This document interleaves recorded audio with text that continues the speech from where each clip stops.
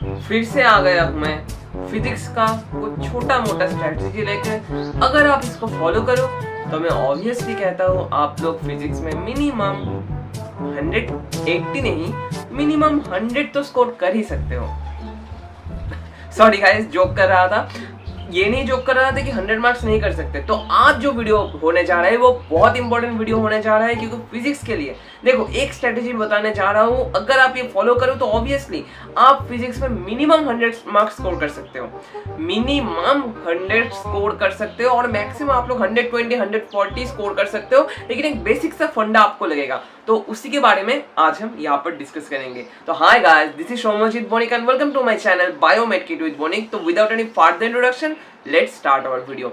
यहाँ पर एक चीज मैं आपको बताना चाहता हूँ कि 45 क्वेश्चंस फिजिक्स में होते हैं, तो प्रोपोर्शन कितना किसका ज्यादा होता है किसका कम होता है, ऐसा नहीं होता 22 questions from 11 and 22 question from 12, ऐसा कुछ नहीं होता। एक पर्टिकुलर एक पैटर्न होता है। आप लोग अगर देखोगे क्वेश्चन पेपर तो ऐसा आपको देखने को मिलेगा 20 क्वेश्चन फ्रॉम 11 और 20 क्वेश्चन फ्रॉम 12, 20 क्वेश्चन फ्रॉम 11 और 12 एंड बाकी 5 जो क्वेश्चंस होते हैं वो कॉन्सेप्ट मिक्सअप होते हैं। मतलब 11 का काइनेमेटिक्स का कॉन्सेप्ट के साथ इसका 12 का किसका इलेक्ट्रोमैग्नेटिज्म का कॉन्सेप्ट मिला दिए हैं वो लोग, ठीक है। तो 20 questions from 11, 20 questions from 12 and 5 questions from mixed concept, ठीक है।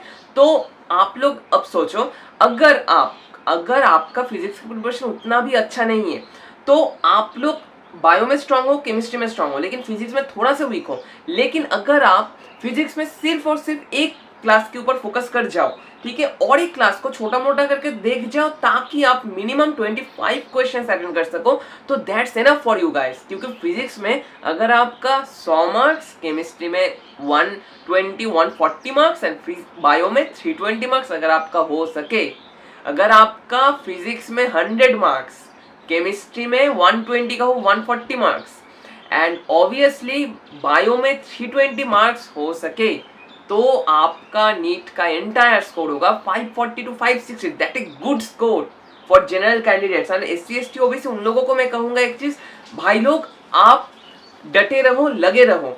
400 मार्क्स लाना है ये मत सोचकर मत चलना। आप लोग जो SC कैंडिडेट्स हैं वो ये सोचकर चलो आप लोग मिनिमम 500 मार्क्स स्कोर कर सकते हो। क्यों?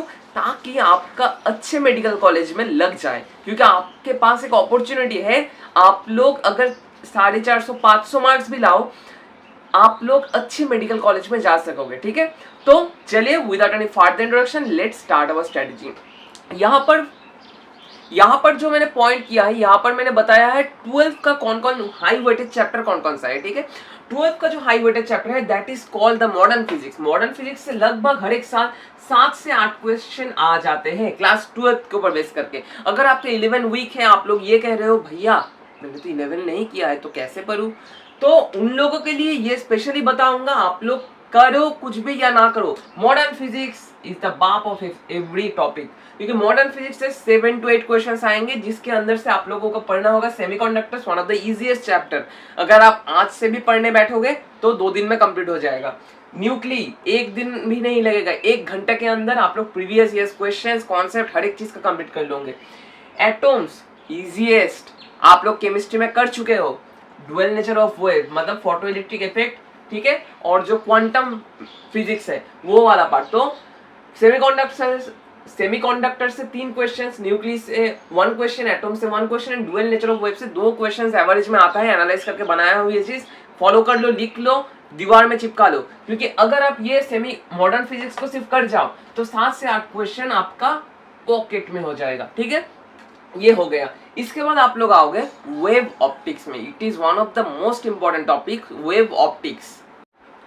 तो इसके बाद आएंगे हम वेव ऑप्टिक्स में। Wave optics is one of the most important chapters and easiest chapters. बच्चा भी कर सकता है, अगर आप 2 दिन में या आराम से खत्म कर सकते हो। तो वेव ऑप्टिक्स से लगभग हर एक साल 2 से 3 क्वेश्चन आता है। वेव ऑप्टिक्स में पार्ट तो 3 ही तो टॉपिक है। वन इज क्या, first one is double slit experiment, second one क्या है, सेकेंड वन जो होता है वो है पोलराइजेशन एंड थर्ड वन जो है डिफ्रैक्शन, ठीक है। तो इनमें से 2-3 क्वेश्चंस आ जाएंगे। और एक चीज मैं यहाँ पर इंपॉर्टेंट कहना चाहता हूँ, ध्यान से सुनना, यहाँ पर जेई में इसका प्रीवियस ईयर्स क्वेश्चंस आपको करना पड़ेगा वेब ऑप्टिक्स के लिए, and previous years questions of NEET आपको करना होगा, ये लिख लो, ठीक है। इसके बाद आएंगे हमारा स्टार टॉपिक, हर एक साल एक क्वेश्चन कॉमन मस्ट, ये हमारा एकदम हीरो है, रॉकस्टार, ये मोस्ट इजीएस्ट चैप्टर। अगर आप सिर्फ एक फॉर्मूला रट लो तो एक क्वेश्चन आपके पॉकेट में हो जाएगा, और ये मैं गारंटी देता हूँ, एक क्वेश्चन मैंने जो क्वेश्चन करके गया था प्रीवियस ईयर से, वही क्वेश्चन उस साल भी रिपीट हुआ था इलेक्ट्रोमैग्नेटिक वेव से। तो आपको इलेक्ट्रोमैग्नेटिक वेव्स अच्छे से करना होगा एक क्वेश्चन करने के लिए, क्योंकि हमारा मेन टारगेट है फिजिक्स में 25 क्वेश्चन अटेंड करना, ठीक है, आउट ऑफ 45। हमारा ये टारगेट नहीं है 40 क्वेश्चन अटेंड करना, हमारा टारगेट है 25 क्वेश्चन अटेंड करना अच्छे से, ठीक है। तो इलेक्ट्रोमैग्नेटिक वेव से आपका एक क्वेश्चन आएगा जो आपको करना ही पड़ेगा, ठीक है। इसके बाद आएंगे और कुछ इंपॉर्टेंट टॉपिक्स में, जो क्या है, जो कि ना है हमारा इलेक्ट्रोमैग्नेटिक इंडक्शन। ये भी आसान सा चैप्टर है, कॉन्सेप्चुअल टॉपिक है, इसमें से आपको प्रीवियस ईयर्स क्वेश्चंस का कॉन्सेप्ट करना होगा, ठीक है, previous years questions from NEET, एक या दो क्वेश्चंस आएंगे। मूविंग चार्जेस एंड मैग्नेटिज्म, ये भी आसान सा सब्जेक्ट है। देखो एक चीज मैं कह रहा हूँ, प्रैक्टिकल चीज में बता रहा हूँ आप लोगों को, मैं जानता हूँ आप लोगों का एसी करंट अच्छा करा नहीं हुआ है, मैं जानता हूँ एसी आपका इतना भी खास नहीं है कुछ कॉन्सेप्ट, ठीक है। बहुत स्टूडेंट्स का ये प्रॉब्लम होता है, एसी करने जाते हैं एग्जामिनेशन हॉल में 10 से 15 मिनट खत्म कर देते हैं, तो एसी मैंने इंक्लूड नहीं किया है, लास्ट में रखा हुआ है, आपका ऑप्शनल। अगर आपका एसी अच्छा कॉन्सेप्ट है तो भी आप टच करोगे, और अगर आपका अच्छा कॉन्सेप्ट नहीं है तो आप लोग टच नहीं करोगे एसी को, ये मैं वार्निंग दे रहा हूँ। एंड रे ऑप्टिक्स भी सेम कह रहा हूँ, अगर आपका अच्छा खासा कॉन्सेप्ट है, अच्छा खासा प्रैक्टिस है, तभी आप रे ऑप्टिक्स को करोगे, नहीं तो नहीं करोगे। एक वाणी था, अच्छा एक वाणी था आप लोगों के लिए, इस वाणी को एग्जामिनेशन हॉल में याद रखना, ठीक है। ये हो गया हमारा मूविंग चार्जेस एंड मैग्नेटिज्म। मतलब यहाँ पर क्या होता है, यहाँ पर दो पैरेलल वायर अगर रहे, एक ही डायरेक्शन में करंट फ्लो होता है, तो वो क्या करेंगे, वो अट्रैक्ट होंगे ऑपोजिट डायरेक्शन में, वो इस तरह से रिपेल करेंगे। ये सब क्वेश्चन इलेक्ट्रिक डाइपोल जो कॉन्सेप्ट है वो आपको यहाँ पर मिलेगा मूविंग चार्जेस एंड मैग्नेटिज्म के अंदर, ठीक है। इसके बाद आप लोग आओगे करंट इलेक्ट्रिसिटी में, जहां पर आपको सर्किट बेस्ड क्वेश्चन करना पड़ेगा, पैरेलल कनेक्शन, सीरीज कनेक्शन, ये सब, ठीक है। और इसके बाद जो मैंने बताया ऑलरेडी आपको, एसी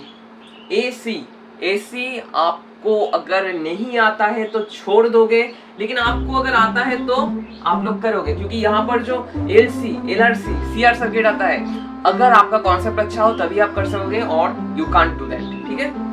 इसके बाद आते हैं हम इलेक्ट्रिक फील्ड। इलेक्ट्रिक फील्ड के कुछ भी ना करो, कुछ भी नहीं तुम्हें नहीं करना है, गॉसेस थ्योरम अच्छे से कर जाना, इसमें इसके ऊपर बेस करके प्रीवियस ईयर क्वेश्चन का कॉन्सेप्ट रट लो भाई लोग।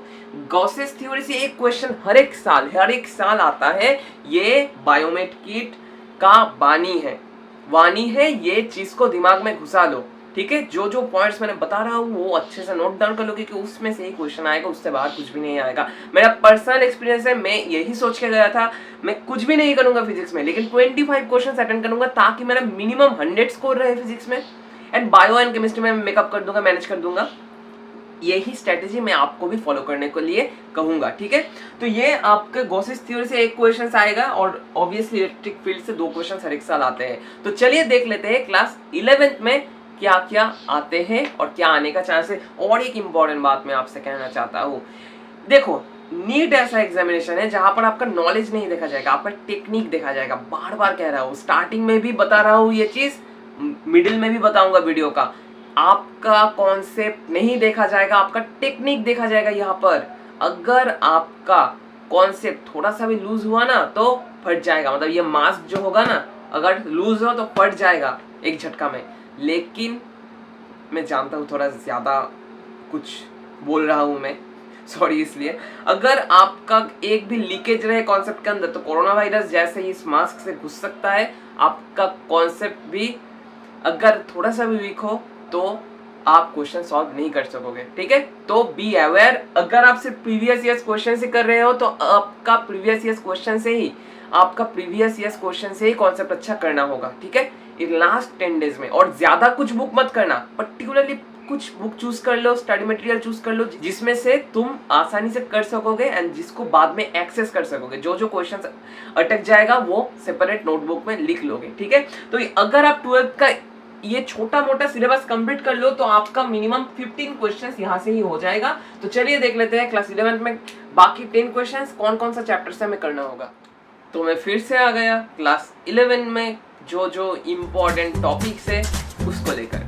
तो एक चीज मैं यहाँ पर कहना चाहता हूँ आपसे, यहाँ पर 11th के लिए आपको मिनिमम 10 क्वेश्चंस रेडी करना है और ऐसा 10 चैप्टर आपको रेडी करना है जिनमें से 10 क्वेश्चंस आने का चांस ज्यादा है। यहाँ पर लिखा हुआ है, आप लोगों को बता रहा हूँ। देखो एक चीज बहुत इंपॉर्टेंट और एक चीज आपको समझना होगा कि 11th से चैप्टर वाइज आपका क्वेश्चन नहीं आता है। 11th से आपका जो क्वेश्चंस देगा वो लोग क्या करेंगे, वो लोग टॉपिक वाइज देंगे। मतलब ये नहीं होगा कि थर्मोडायनेमिक्स से एक क्वेश्चन से एक क्वेश्चन ही आएगा, वहां पर थर्मोडायनेमिक्स के अंदर कार्नोट साइकिल से एक क्वेश्चन आएगा, ठीक है। केटीजी से एक क्वेश्चन, केटीजी एंड थर्मोडायनेमिक्स को मिक्स करके एक क्वेश्चन देगा।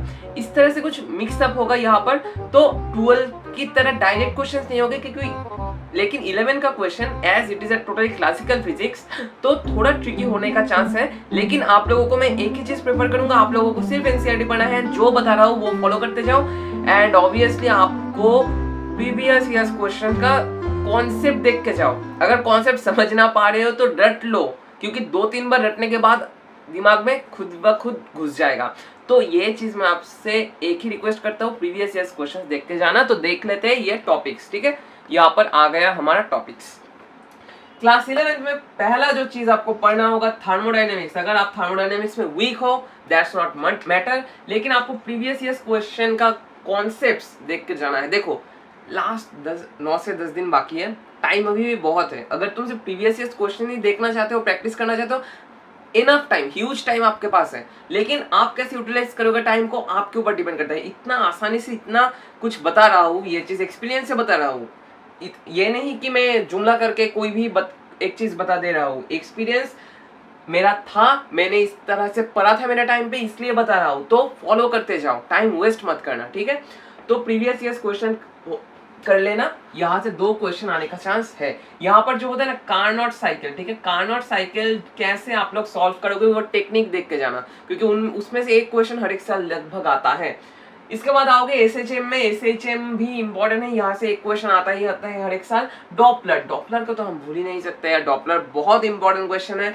ये जो डॉपलर है ना, यहाँ पर जो red shift I think something एक टर्म है, ठीक है, रेड शिफ्ट, जो लाइट का डॉपलर इफेक्ट होता है उसके लिए रेड शिफ्ट, ये आपको देखकर जाना है डॉपलर इफेक्ट के अंदर, क्योंकि इससे थ्योरी क्वेश्चन कभी भी पूछे जा सकते हैं, ठीक है, ठीक है। ये एनसीईआरटी से देख लेना डॉपलर इफेक्ट। इसके बाद साउंड से भी आपको सिर्फ प्रीवियस ईयर्स क्वेश्चन करके जाना है। यहाँ पर जो कुछ पॉइंट्स है, बीट्स आपको करके जाना है, ठीक है।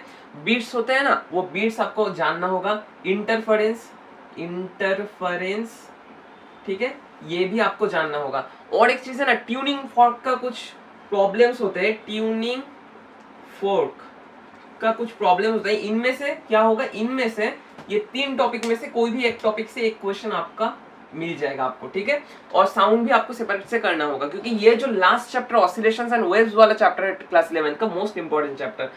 रोटेशनल अगर आपका अच्छे से नहीं हुआ तो बेसिक सा प्रीवियस ईयर्स क्वेश्चन का कॉन्सेप्ट आपको लोग पढ़ के जाना है आप लोगों को। रोटेशनल से अगर आपका अच्छे से नहीं है तो एनसीईआरटी पढ़ लो एंड प्रीवियस ईयर्स क्वेश्चन पढ़ लो, क्योंकि 2-3 क्वेश्चन यहाँ से आएगा ही आएगा, दिमाग में घुसा लो, आएगा ही आएगा, ठीक है।